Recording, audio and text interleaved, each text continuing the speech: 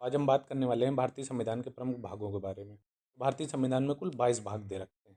क्योंकि ये संख्या थोड़ी सी ज़्यादा है, इसीलिए हम इसको ग्रुप में डिवाइड करके पढ़ेंगे और सारे इंपॉर्टेंट भी नहीं हैं, तो हम जो इम्पोर्टेंट इम्पोर्टेंट है केवल वही पढ़ेंगे। तो हम जो पहला ग्रुप बना रहे हैं वो 4 का ग्रुप बना रहे हैं, इसमें 1, 2, 3, 4 भाग दिए हुए हैं। अब सबसे पहले क्या आता है? देश आता है।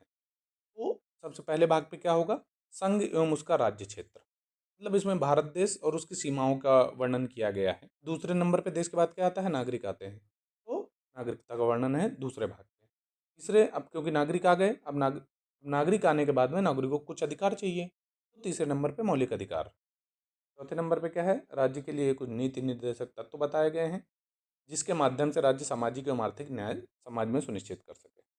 चौथे के काम में है मौलिक कर्तव्य, जो कि 42वें संविधान संशोधन के द्वारा बाद में जोड़े गए।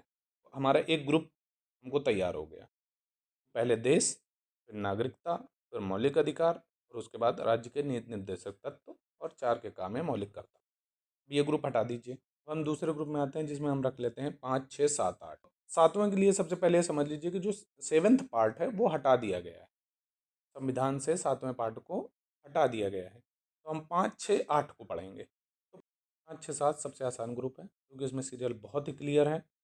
5 में है संघ। संघ यानी यूनियन, यानी केंद्र सरकार के अधीन जो भी चीज़ें आती हैं वो 5 में है। केंद्र, राज्य और संघ शासित प्रदेश यानी यूनियन टेरिटरी, ये हमारा क्रम होता है और यही क्रम है 5, 6, 8 का। ठीक है, 2 ग्रुप हमारे खत्म हो चुके हैं। अब हम आते हैं तीसरे ग्रुप में। तीसरे ग्रुप में 9 को ही रखा गया है, क्योंकि 9 के ही 3 पार्ट हैं। 9, 9 का का और 9 का खा। 9 में है पंचायतें, 9 के का में है नगर पालिकाएं और 9 के खा में है सहकारी समिति यानी कोऑपरेटिव सोसाइटी। ये तीनों चीज़ें बाद में संविधान संशोधन के माध्यम से जोड़ी गई। पंचायतें 73वें संविधान संशोधन के द्वारा, नगर पालिका 74वें, सहकारी समितियाँ 97 संविधान संशोधन के द्वारा। तो अब ये 3 ग्रुप हमें क्लियर हो गए। तो हम इसके बाद आते हैं चौथे ग्रुप, जिसमें हम 10 और 11 को रखते हैं। तो 10 में है अनुसूचित एवं जनजातीय क्षेत्र। 11 थोड़ा सा इंपॉर्टेंट है। 11 में है संघ एवं राज्यों के बीच में जो संबंध होते हैं, वित्तीय संबंध हो गए, प्रशासनिक संबंध हो गए, तो सारे संबंधों का विवरण है 11 में। तो 11 इंपॉर्टेंट है। 11 के बाद हम आते हैं सीधे 14 पे। 14, 14 का 2 पार्टों में। 14 में क्या है? संघ एवं राज्यों के अधीन सेवाएं।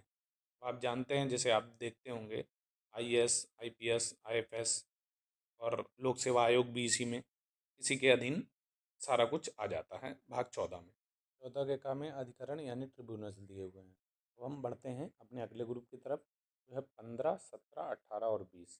ये इंपॉर्टेंट ग्रुप है, बाकी बीच के उतने ज़्यादा इंपॉर्टेंट है नहीं, तो मैंने ऐड नहीं किया। 15, 17, 18, 20 इसको हम एक ट्रिक के माध्यम से समझेंगे। नीर की आस, नीर मतलब जल होता है, नीर की आस, ये एक नॉर्मल ट्रिक है। पहला शब्द है नी, नी का मतलब निर्वाचन। भाग 15 निर्वाचन से संबंधित है। रा, रा यानी राजभाषा। भाग 17 राजभाषा से संबंधित है। आस, आस में हो जाएगा आ, बड़ा आ है तो आपातकाल 18, और सा मतलब संविधान संशोधन हो जाएगा। तो 15, 17, 18, 20 नीर की आस यानी निर्वाचन, राजभाषा, आपात उपबंध और संविधान का संशोधन, ये हो जाएंगे और यहीं से हमारा वीडियो खत्म होता है।